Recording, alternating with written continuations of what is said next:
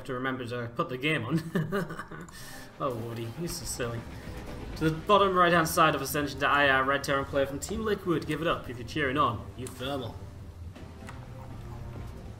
His opponent to the top left-hand side is the blue Zerg player, currently teamless. It's Namshar. uThermal's going to build these proxy racks quite some distance away, as it is just going to be racks, racks, racks. 3 SCVs coming across the map. So I'm very committed all in to kickstart this best of 5 series here in this competition. As we are going to see. Well, it's going to be the first of 2 times that these guys play today, because there's going to be another best of 3 between them in the quarterfinals of the WardiTV Christmas Invitational. Namshar, though, he is really looking for something like a proxy, even scouting all the way down in this direction, so he's going to see this very early on, and he's going to have a heads up as to just what is happening right from the get-go here. So Namshar sees it in 3, 2, well, okay, my countdown was wrong. I tried, guys. I tried. But we do see the Marines on the way out. uThermal scouted to him the 4th racks as well. He is completely all in with this first opener of the day. And so Namshar, well, obviously he can't do much to change up his defense at the moment. The racks are a bit far away to realistically pull drones, but also hurts the Terran player because it means it's going to be a bit far away to realistically reinforce super easily or anything. So that's something to keep in mind as well here. As we do just see those drones mining away for now, and well, the first SCVs coming forward is going to start getting ready to throw down a bunker or so, etc. As you see, well, drones are pulling down the ramp as well, getting ready to start mining on the natural, but also getting ready to defend, of course. And the spine crawler, 2 spine crawlers wanting to build here from Namshar. He'll get those on the way. Well, 2 spines on the way. What is the play from uThermal against those spines? Right now, the Marine and a couple of SCVs just going to nibble away at it. Now the drone's pulling towards those Marines, and uThermal steps away, but it's all about buying time here for Namshar, of course, as now his lingers start to come out, but the Marines for now are going to be okay against this.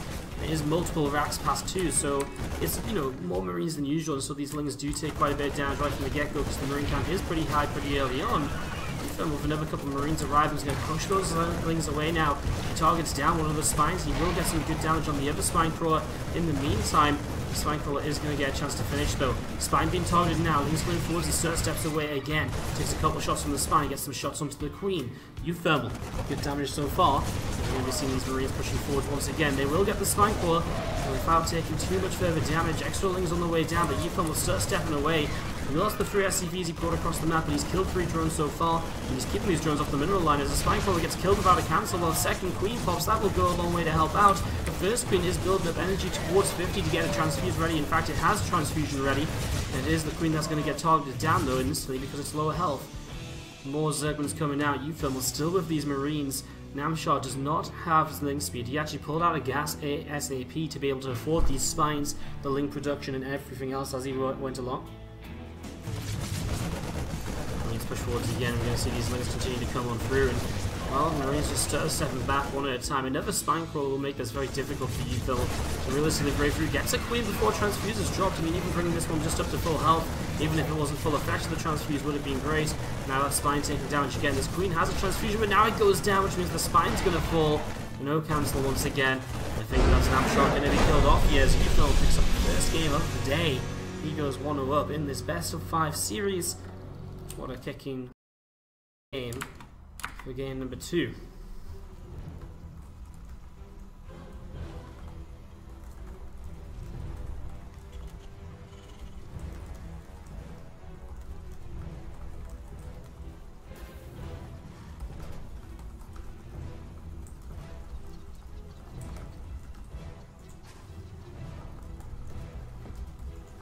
So, to the top left hand side from Team Liquid, our red Terran player.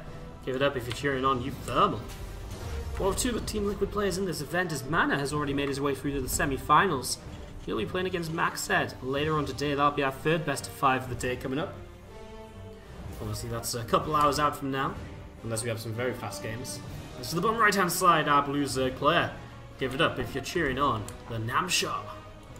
Namshar. I don't know why I threw Namshar's name into some sort of electronic-y dubstep beat sort of thing. It's just, you know, some days you just have to do that kind of thing, right? Right, guys? Again, what's up? How are you all feeling today? Who's in the chat? What's up, Arnovic? How you doing? What's up, Entropic Effect? Mjolky as well. How you guys all doing? How are we all feeling today? Go spread the word, people. I feel as though not enough people know that these awesome games are happening today. So go spread the word, let everybody know, and let's get ourselves a crowd together for what again is going to be an awesome day of StarCraft 2. God, I can't believe it's so close to Christmas, by the way. We're only 4 days away from Christmas. It feels so weird because I'm sat in like Poland and I'm like not at home. I'm not going to be home until late Christmas Eve. Like, I don't know, fam. It's pretty crazy. It's pretty crazy. So yeah, I don't know. Anyways, we're going to be continuing on here for the next few minutes. Hopefully you guys are all excited for some Christmas as well. I know a lot of people have been finishing up like their final days of work for a little while. Whoa, look at uThermal, 2-on-1. Well, that's one heck of a way to open. That's an open we don't really see at all anymore. I wonder if it's because he knows Namshar is kind of sending these overlords in weird directions to try and scout a proxy. And so to actually scout into the main and see the 2-1-1 is something he might not be able to do, and so he might just be caught a little bit unawares. I mean, there's definitely ways to figure it out anyways, though. Such as just seeing a lack of Hellions, etc. Obviously, the idea of this build, well, it was a very popular build throughout 2016 and for a lot of 2017 as well. The 2-1-1, you get 16 Marines up stim and you drop at about 5 minutes. And it leads you into a very safe third base while applying a lot of pressure and doing a lot of bits and pieces here and there as that stim pack does start up. You have Dice Carapace from Namshar as Scout. Yeah, very interesting way to start things out. Just very interesting in general here for uThermal. Just really something that isn't used anymore because Zerg's just got so good at defending this. So uThermal might just be trying to bring it back a little bit, saying like, hey, you know what? You've probably not played against this in a while. Maybe your defense isn't as good as it was when this was being used day in and day out. Luckily, Wardy found the exploit folder today. So you know what? I'm not even joking. Exploit deleted itself when it crashed last night. Like, I'm not even joking. I looked through the entire exploit folder. I scanned the computer. XSplit did not exist. It wasn't in the folder. The actual program to launch XSplit did not exist anymore. What do you want me to say? Like, it literally did. I had to reinstall XSplit after last night's crash. It just didn't appear. It just disappeared completely. It was insane. It was insane. The Creeper going to get out of here, actually. Maybe able to pick up a Creep Team as it goes. Oh, the Speedlings are going to try and catch it. Reaper will hop to the low ground. Actually taking a long way to get there, but he does get away. Pulling up the right-hand side. Why am I in Poland? I'm in Poland to cast the IM Pyeongchang qualifiers. Tomorrow is the South Korean qualifier day 1 and the day after is day 2. I'm going to be casting those with Todd over the next couple of days. So you guys should definitely tune in. You should definitely come and watch that. Twitch.tv/ESL_SC2. About 24 hours from now we'll be live with day 1 of them Korean qualifiers, so I look forward to it. Queens do snipe down a Reaper just there, so that's Stimpack. Still on the way up, going to be finishing shortly. A Cycle on the way out as well. It's a bit of a difference to what this build used to be. I mean, it used to be just pure Marine, but now I guess on the near patch with the near Cyclone, well, Marines are able to kind of gather themselves together, and well, we're all going to see those Marines going to start going across the map. So I guess the Cyclone follow-up just helps against kind of, the follow-up of a Zerg, which might be aggressive, or maybe you can drop it as well. There's a few bits and pieces, but anyways, we're going to be seeing the Marines moving over. Obviously, Namshar knows what this is going to be, and that's why he's setting up with a lot of Lings. It'll be a Ling Queen defense initially, and following on from the Ling Queen defense, he'll go in towards the Banes to deal with any further Marine drops. It just helps as those Marine numbers stack up. It gets to the point where you can't just defend with pure Ling and Queen. You need those Banes. You need some sort of splash damage in to really shut that down and to make it work out. Your team at the front goes down very quickly. The second hit team as well going to be picked off here. 2 of them cleaned down. I mean, that's one of the things which you're obviously kind of looking for as uThermal in this sort of push forward, slowing down the creep, denying map control, and just keeping the Zerg player pinned back and busy in the early stages. As now his 1-1 upgrades come up, his third CC is building back at home. He's going into an extra barracks as well. He's getting everything going for the mid game. We're going to see Marines in the Cyclone, then going to start fighting this. Well, Namshar, he made that Bane nest, but he hasn't made Banelings yet. Fighting this off creep as well. These Lings are going in, they're going out. I mean, Queens are starting to transfuse each other, but they don't have any transfuses left. And another stim. Well, Lings are just getting massacred here. What a trade for uThermal. He's just going to stim up this ramp, and honestly, I mean, with the Lings kind of coming out a few at a time from the third natural main, it's going to be impossible to gather them together properly. And so they're just going to take so much damage. I mean, Queen's still dropping here. And now the Queens aren't really going to be able to join in the fight at the same time as the Lings. And just like that, it's GG. uThermal was making short work of Namshar here. We're not messing around, are we? Straight on into this. We've barely been live half an hour, and we might already have our first of 6 best of 5s out of the way here. Up to 0 down to the bottom left-hand side of the map. Red Terran player from Team Liquid, uThermal. Da da da da da.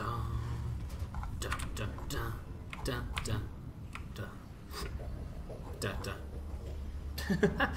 And to the upper right hand side, our blue Zerg player is Namshar. Namshar. Sorry, I'm in a bit of a funky mood today. Nothing like waking up and coming to cast some StarCraft. I've actually had a real productive day. I woke up at like 4 AM and I've been working since like 4:30. I worked from 4:30 till like 7, and I had to come and pick up the keys to get in Esports Hero's apartment. Then I went back and did a little bit more work, had a shower and breakfast in the hotel. Got over here, set up, and now casting StarCraft for like 12 hours. It's going to be a busy day. Probably going to die by the end of it because waking up at 4 AM was not ideal. But hey, what can you do? Sometimes esports just makes your body wake up at 4 AM, I guess. Yeah, I've been having some weird sleep schedules lately. It's somewhat inexplainable. Like, it doesn't really make any sense. There's no real reason. Just my body apparently doesn't like sleeping normally, so, well, it is what it is. There's a factory comes on down here for uThermal to kick things off, a reactor on the barracks as well, as we are going to be seeing this first Reaper just moving in towards the upper right hand side, getting set up and getting ready to roll here. And as of course uThermal is hunting for a way to take this third game. I mean, if he's able to take it as quickly as he was able to take the last two, then it's going to be a bit of a letdown for our first series of the day, honestly, because well, I was expecting something a little bit more feisty, a little bit more kind of back and forth. Namshar did open up the day by saying it's a little bit too early for StarCraft, isn't it? Obviously not very much of a morning person, and we'll be struggling with what is a bit of an earlier start than these players usually go for. Well, it depends which player you ask, but I think Namshar is more of a late morning person. 10 AM, you know, being up and ready to play at 10 AM, I guess is a bit early. A bit earlier than usual. For a gamer, you know, he's probably up late practicing, I'm sure. And you just saw Namshar tweeting the other day, just got a whole few kind of bits and pieces to add to his PC. He's going to be streaming a little bit in the near future, so that's going to be kind of cool to see. Awesome to see so many players streaming at the moment. Laser started streaming recently. I know Nurture is going to be streaming tonight, of course, as well. All the Zerg's going to start streaming, because Namshar is going to be streaming too.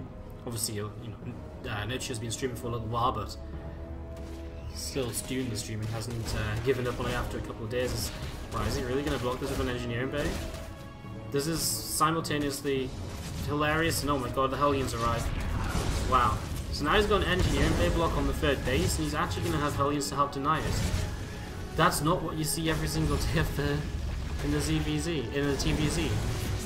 His engineering bay is not getting killed off because the Lings try and go onto it, but the Hellions are doing a good job of zoning them out. This is really delaying the third base. I mean, 20-30 seconds. You know, we saw Namshar earlier was already ready to throw down the third base, and it took him a long time to actually get there. Now Queen's going to go down to these Hellions. We are going to see the engineering bay. No cancel on that, so small mistake by uThermal. The third hatch finally starts as Namshar was floating so much money here. He's just made a spam of Lings now. Supply block waiting for these overlords to finish. What a start from uThermal already in game 3, and I just don't think Namshar's kind of whatever it is that usually clicks for him in StarCraft 2 is not really clicking today just yet. This has not been a pretty set of games so far. The third game is not looking to be too much better just yet for him. We've seen those Hellions, the Reaper pulling back down towards the lower left hand side. There's Banshee now from uThermal. Maybe starting to move out in towards the center of the map, so that's going to be coming in towards the upper right side. Just looking to see what it can get up to in the next few moments. A couple of extra barracks coming down in the stim pack, so he will be throwing this in towards Bio as well as a follower. So he's going to be setting up into that follow-up in the fairly near future as the Banshee comes in towards the upper right. And, well, we see the lair on the way up, the Queen coming through as well. I mean, some Roach production from Namshar. That's not going to help him too much against the Banshee, though, and obviously the Banshee will have a great time. As we do see it arriving here. Smoke will finish. Banshee would have a great time because Roaches are going to try and get aggressive. I don't think they are. I think they're just going to be coming in defensively, just in case of more Hellions, etc. But Namshar can't overmake units right now. He definitely needs to keep on building drones.